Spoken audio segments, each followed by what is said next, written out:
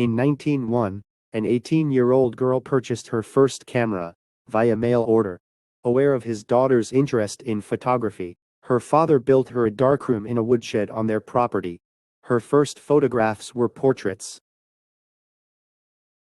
With the help of her chemistry professor, she began to study the chemistry behind photography, while paying for her tuition by photographing plants for the botany department.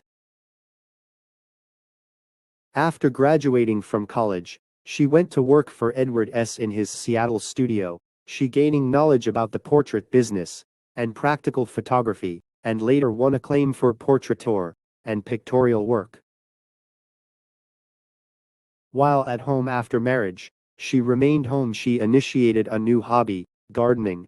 It was in her garden that she not only began to study plant species, but also would later be recognized for her superb photographic images of the species.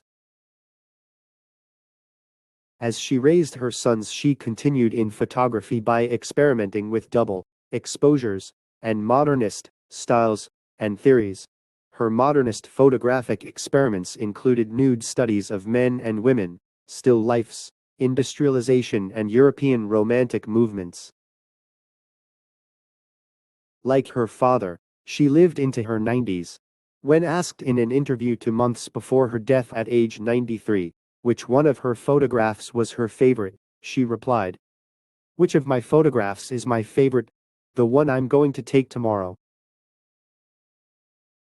This story is about Imogen Cunningham, an American photographer known for her botanical photography, nudes, and industrial landscapes. It's okay to be proud of your achievements, but never stop there. Here's another quote from her.